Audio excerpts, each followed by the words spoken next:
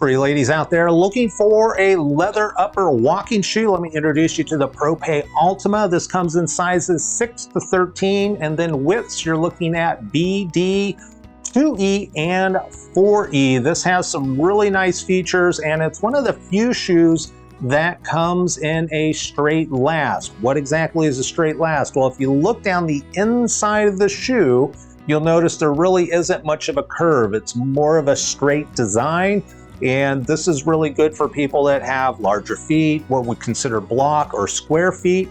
Additionally, this is going to help with stability, especially if you have pronated where your feet kind of turn in. This is going to help with stabilizing that. Besides being a straight last shoe, it's got some additional features we'll get into during the teardown. I want to talk about the insert real quick. This is the Ortholite X25. This is relatively new. I measured it at 5 mil in the front and 8 mil in the back. It is a little bit pliable. I like an insert that's a little bit more rigid, that's going to hold the heel in place. This one's not bad. It's got a nice little heel cut back here. There are some manufacturers that have better ones. Overall, this is a good quality insert that comes in the shoe. And this is also considered a double insert. This has, and it's tight in here, get this out. This is a 3 mil, I believe, spacer. Yes, this is a 3 mil spacer. That's also called a double insert. This is going to come inside the shoe.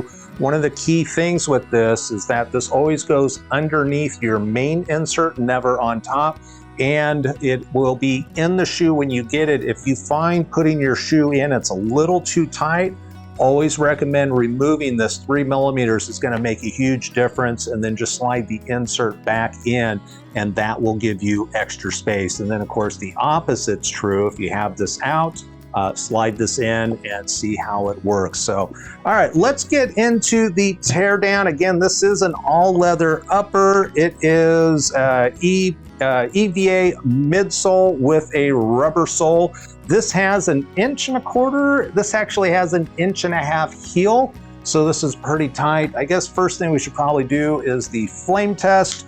And we just want to make sure we don't have any synthetic or anything like that. Synthetics are going to burn much quicker than leather is. And so we do have a little bit of charring on there, but you can see it wipes right off. So nice quality leather here. Let's go ahead and start the teardown itself. We also have in the front, you got a little bit of extra protection plus a toe cap in the front that's going to help with stubbing your toes. Should that happen. Almost forgot, I want to also talk about the rigidity and the stability of this midsole. This has really thick EVA, and it is designed to reduce or minimize any type of rotational torsional twisting of the shoe. Why that's important is that as you're walking on uneven ground, you don't want the shoe twisting underneath. If you can imagine that the shoe's moving around, how much extra work your ankles, knees, and hips are going to have to do. This is going to help minimize it so your feet feel happier, not as tired at the end of the day. Also, a test you want to do with your shoes at the top of the heel. This should compress. This is going to allow mobility so your ankle can slide in. However, about halfway down, you should not be able to break this counter. This heel section back here is called the counter. We don't want to collapse that. If your current shoe you're wearing is collapsible, what that means, it's not holding your heel in place. We want to have a real stable heel in here, prevent rolling, and again, just providing extra support for the foot. So let's go ahead and continue this teardown. Inside the shoe itself, you've got a really nice padded tongue here, and you also have an all fabric interior that's going to help wick away moisture. And then in the back, you have a padded collar. Let's go ahead and cut through that and get through this back section here. Now that I've got the shoe finally cut, we can take a look inside. This is going to be a typical Propet athletic shoe in the sense of the midsole being EVA, and then it's got these little holes drilled in them pull this back, you can see a little bit better here. They got these holes drilled in them. That is going to reduce weight. It's also going to provide a little bit cushioning. If you can imagine if this was all solid. Remember me trying to twist it and how rigid this was? Imagine if it didn't have these holes in it, it would just be much heavier and it would be much more rigid than it needs to be. We can also get an idea of how thick the actual sole is. Typically, these style of shoes are going to have a pretty thin rubber sole. It's also a durable rubber sole. Let me get the durameter out.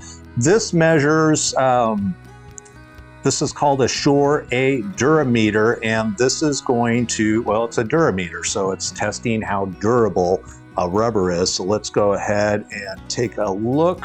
60. All right, so this is coming in right around 60.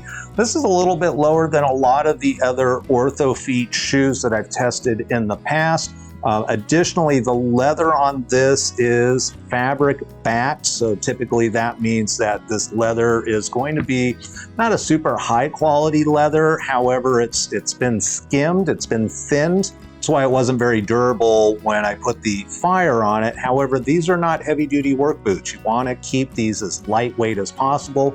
That's why you're going to have the thinner leather in here. It's also going to breathe better because the leather is thinner. So overall, that's what you're looking at if you are interested in the women's Propet Ultima. If you have any questions on the Ultima, feel free to leave a comment below. If you find this kind of content helpful, be sure to like and subscribe to the channel.